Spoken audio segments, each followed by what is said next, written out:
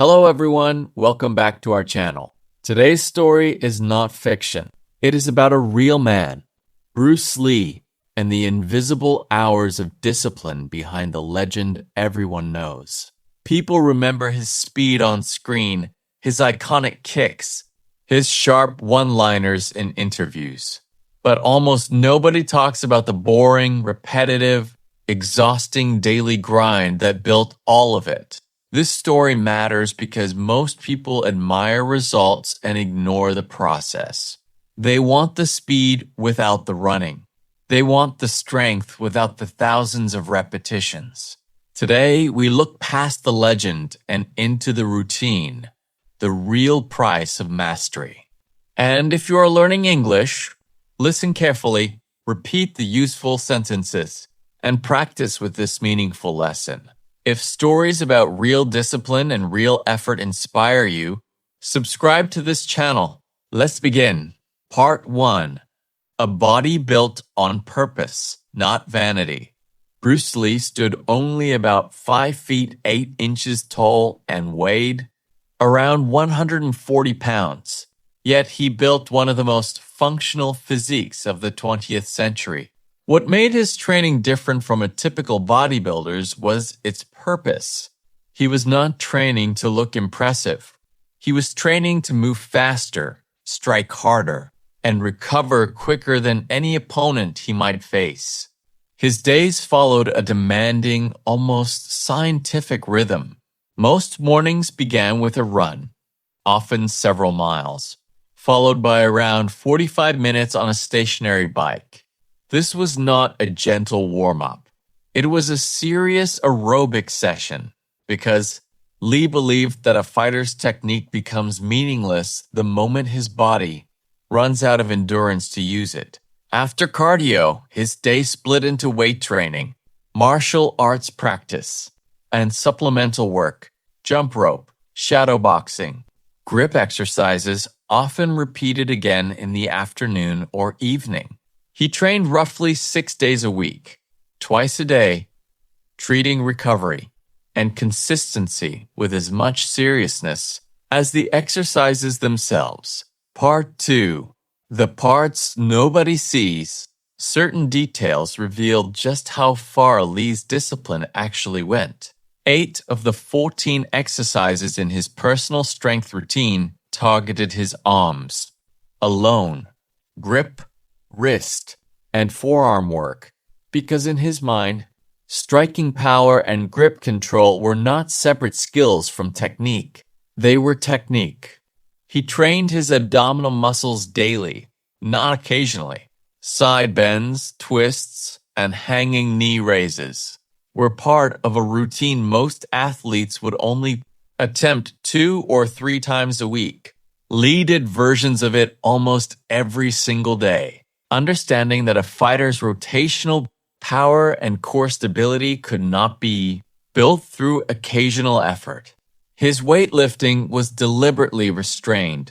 He was not chasing bigger muscles for appearance. He kept his loads in a range built for speed and explosiveness rather than size, prioritizing compound barbell movements over isolated decorative exercises. Every choice in his program answered one question. Does this make me a better martial artist?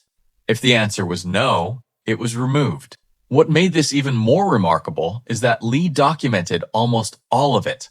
He kept detailed training logs, tracked his own measurements, and adjusted his program based on what the numbers actually showed. The discipline of a researcher applied to his own body, decades before self-tracking became common. Part 3. Training as identity, not tasks.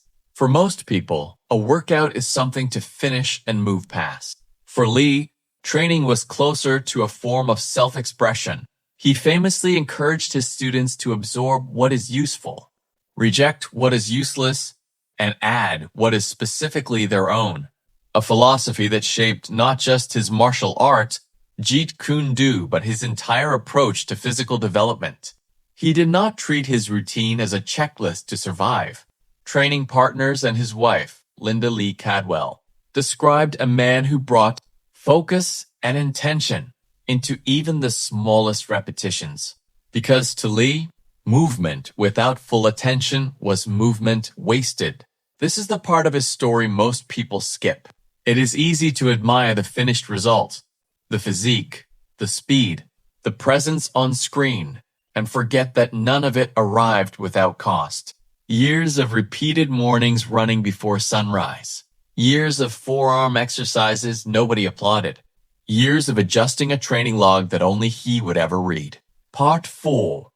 What his discipline actually teaches us. The lesson here is not that everyone needs to train like a professional martial artist.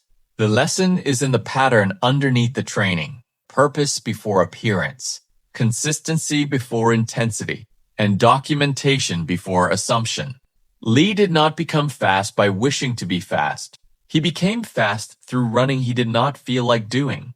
On mornings he did not feel motivated. For years before most people even knew his name. His body was not the goal. It was the evidence of thousands of small, repeated decisions that nobody was there to witness or reward. Most people want the version of themselves that exists on the other side of years of discipline, without wanting the actual years.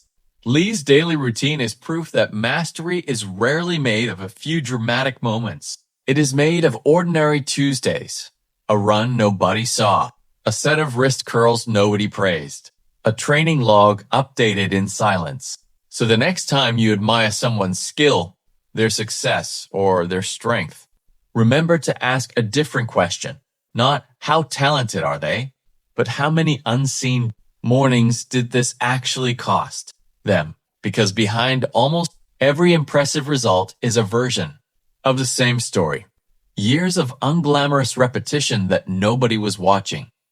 If this story gave you a new way to look at discipline, subscribe to this channel for more honest lessons like this one. See you in the next story.